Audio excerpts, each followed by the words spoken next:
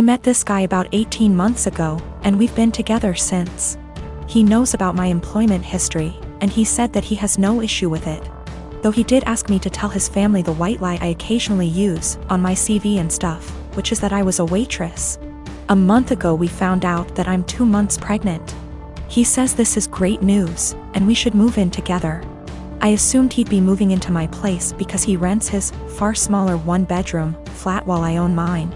And I have room for a baby's room while he doesn't. Also, I really don't want to leave my flat. It's my flat, I love it, I could see myself living here for the rest of my life. And I don't want to lose the security of owning a flat and have to go back to paying rent or a mortgage each month. However, he then said that he didn't want to move into my place, and said I should sell it and we buy a place together. I said that I like my place, it means a lot to me that I was able to buy it. And it represents years of working my arse off scrimping and saving. He then said that he understands all of that. But we should be living together by the time the baby comes, and he didn't want to live in my flat. I asked him why not. It's a great flat, it's central to everything, it's spacious, it's got room for all his stuff. There's a daycare in the building, run//owned by another tenant, and a school 5-minute walk away, the list goes on. And he said that he didn't want to live in a flat that was bought with stripper money. That really pissed me off, and I told him no. Why am I selling my flat, and that he never had an issue with my stripper money paying for this flat before now? I said I wasn't giving up the security of owning a home for someone who tries to make me feel ashamed about something I don't feel ashamed of. He said that his point is if I sold the flat then we could get a new place with the money from the sale. I said, wouldn't that still be stripper money? And he said that's different, and I asked how. He then said he was going back to his place because I can't talk to you when you're in this state. He's gone back to his flat now, and he's texted me saying I'm overreacting / irrational, and I need to think of this realistically, rather than emotionally. He says he wouldn't feel right raising a child in my flat knowing how I purchased it, and selling back / moving is the best idea of all of us, not to mention the fact he isn't on the deed because it's my place and it would never feel like our place because of this. I feel I might be the arse because I get why he might feel like it's just my place, and I feel I'm being too rigid in a time we need to work together. Plus I spoke to my sister and she sided with him, so 2 out of 3 people think I'm in the wrong here. I dumped him. There was a whole conversation, and during the conversation he said he didn't want to be a parent if I wasn't willing to do everything he wanted, including sharing a house back / deed, plus staying together. Also, at the start of the conversation I said what a few people suggested, which was that I'd be willing to sell and split the house with him, provided he paid 50%, and he got very, very angry. Very, very quickly. He also said a few other things, how it's all going to pan out just yet, but it looks like I'm going to be a single mother. A while back, my brother married a woman who had an 11-year-old son named Billy. A year later my sister-in-law gave birth to a little girl. 2 years later, she gave birth to a boy. Billy, who was 14 by this time, was treated like an outsider. My sister-in-law and brother saw him as a burden who spoiled their picture-perfect family. If you asked my sister-in-law how many kids she had, she would say 2. Billy started acting out. He got involved with a bad group of kids and started getting into trouble. He started failing all of his classes. He eventually got into drugs and was suspended from school. My brother and sister-in-law were fed up with him. I asked my brother if Billy could spend the summer with me and my husband. We have a hobby farm, and I thought maybe getting away from his life for a while could help him some. Well, they were more than happy to get rid of him, my SIL's words. It was kind of rough the first few weeks. He had a lot of anger issues. But my husband kept his hands and mind busy doing work on the farm. And we both made sure that he knew he was loved and wanted. By August, he was a totally different kid. He wanted to keep living with us, but my sister-in-law insisted that he come home. After 2 months, he went back to his old ways due to his parents' indifference. They ended up sending him back to us, and he lived with us throughout high school. He ended up being an A/B student and kept with a really great group of kids. He got involved in baseball and got a scholarship to a local university. He's 22 now and is in his last year of school. He's engaged to a really great girl. When he was 16, he started calling me mom and he started calling my husband pops. He never really had much to do with his mom and he had nothing to do with my brother. He saw them on holidays when the whole family came over. His mom has tried to have a relationship with him the past few years, but he has avoided her.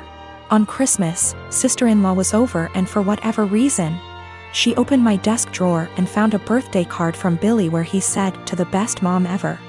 Thanks for loving me and giving me a chance." She was devastated. She ended up texting Billy, confronted him and asked him if she would be presented as mother of the groom at his wedding. He told her that he no longer considered her his mom and wasn't even sure if he wanted her at the wedding at all.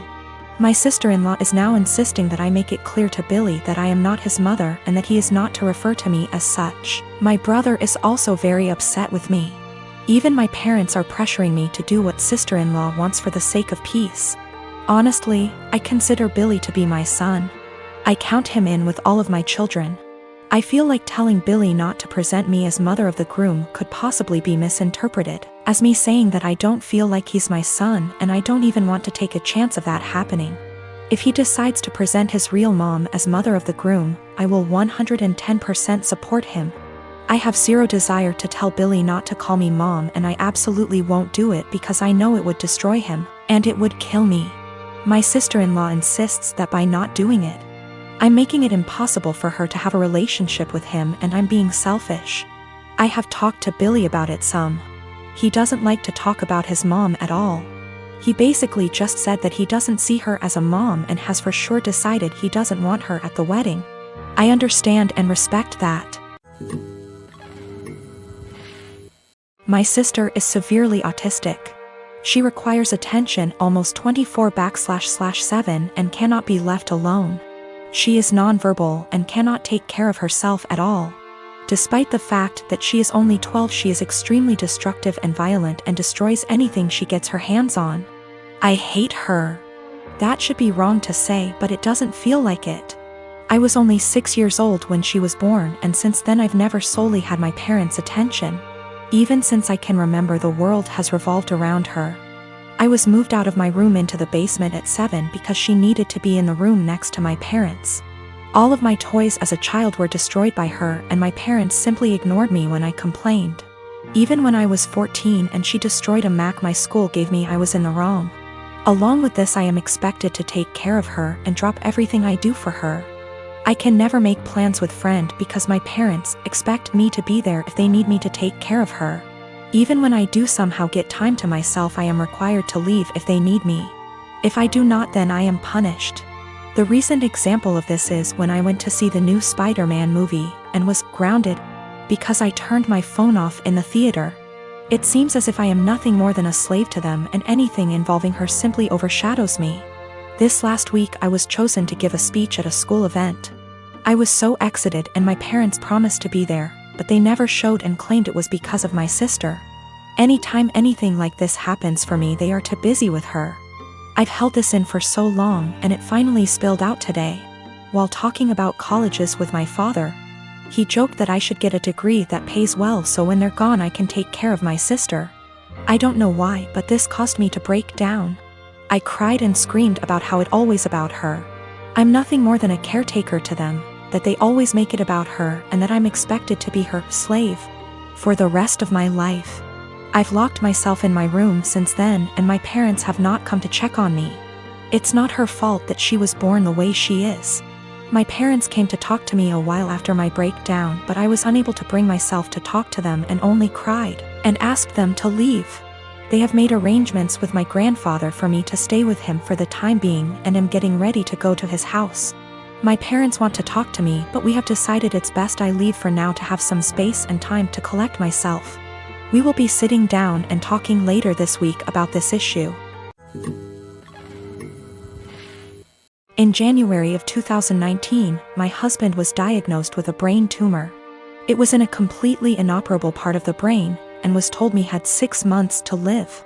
He stuck it out and died in October, 3 months longer than he was expected to. He was always positive and decided a few weeks after his diagnosis that he would write letters for our daughters for significant events in their lives. My husband was my soulmate, and the past few months have been difficult knowing I've lost him.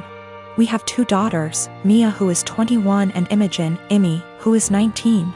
All 3 of us have become a lot closer since their dad's death, and we've all really struggled.